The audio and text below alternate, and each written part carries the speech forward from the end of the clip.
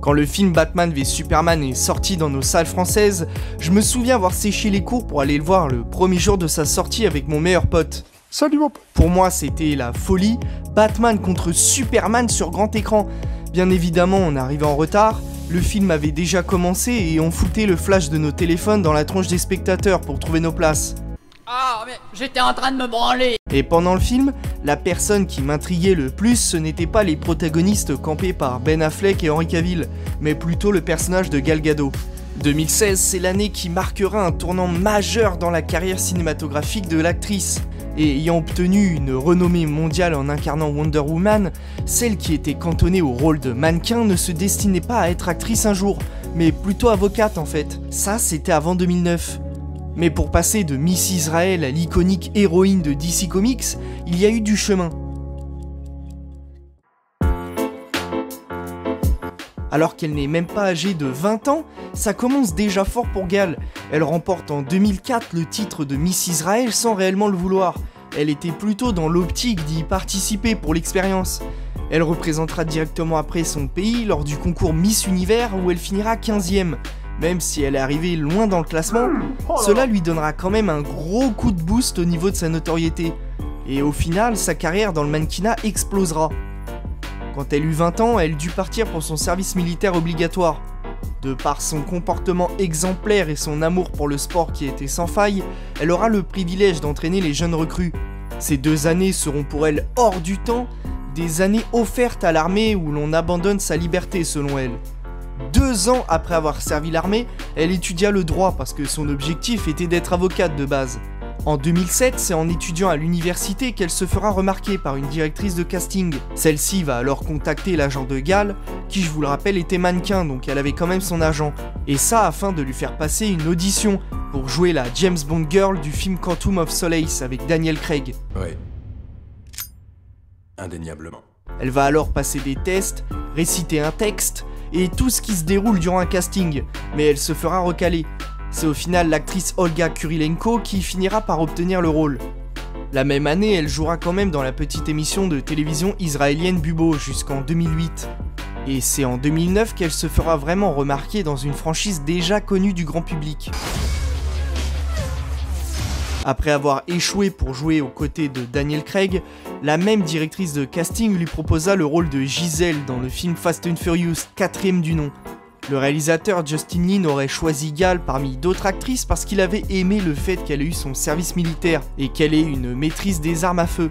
Bon après, elle a joué quelques petits rôles secondaires dans d'autres films et elle reprit son rôle dans Fast and Furious 5 et 6. À la recherche d'un nouveau rôle, c'est Zack Snyder qui lui ouvrira la voie pour passer un casting censé être pour un rôle top secret. Le choix pour cette interprétation se fera également avec Olga Kurilenko et Elodie Yung. Après avoir passé ce casting somme toute étrange, Gal Gadot reçut un appel du réalisateur en personne. Elle fut choisie pour le mystérieux rôle qui était celui de Wonder Woman.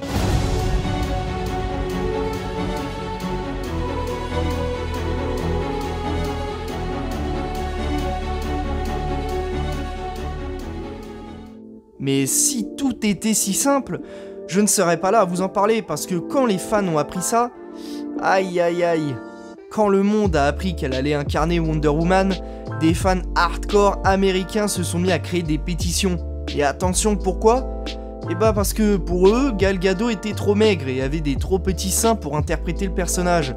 Pour eux, c'était inadmissible que cette actrice sortie de nulle part et ayant un corps de phasme incarne ce personnage légendaire de DC Comics. Et c'est beau. Chez les phasmes, il y a beaucoup moins de poésie. Elle leur répondra qu'aujourd'hui, n'importe qui peut dépenser 2000 € pour de nouveaux nichons, et que les Amazones se coupaient un sein pour pouvoir tirer à l'arc. Donc si l'on s'en tenait au personnage originel, cela pourrait lui être problématique. Le film sortit au cinéma et les critiques se sont mis tous d'accord sur un point, le charisme de Gal Gadot va limite effacer les 2 personnages principaux du film.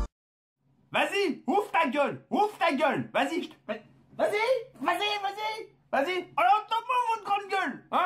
Après être apparu en tant que personnage secondaire et au vu de sa popularité grandissante, Gal Gadot put reprendre l'interprétation de Diana et en tant que rôle principal cette fois-ci. Pour se forger un corps athlétique afin de camper Wonder Woman au mieux, elle dut suivre une préparation intensive. À la base, Au début de l'entraînement, Gal n'était même pas capable de faire une seule traction. Elle a donc mangé 6 mois d'entraînement avec 6 heures par jour. Elle fut coachée par l'entraîneur d'Henry Cavill et Ben Affleck.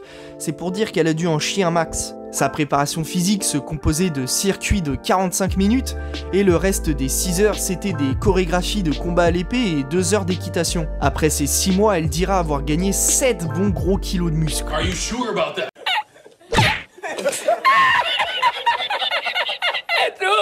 Mais son film Stand-Alone ne va pas mettre tout le monde d'accord et a provoqué une polémique, même deux. La première polémique sera par rapport à l'épilation.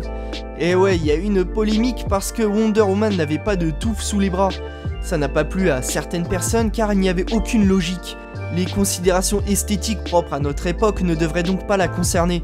La deuxième polémique, nettement plus importante, va faire parler d'elle en mal.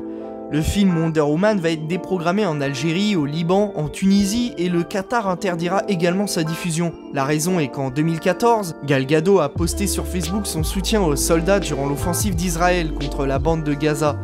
Ça a donc provoqué de nombreuses plaintes qui ont exigé l'interdiction de la diffusion du film, que ce soit en avant-première ou en programmation dans les cinémas. Malgré tout, le film Wonder Woman fera un carton dans les salles obscures du monde entier. La vidéo est maintenant terminée, je vous invite à vous abonner et cliquer sur le like si vous avez apprécié la vidéo. Quant à moi, je vous dis à la prochaine pour une nouvelle vidéo.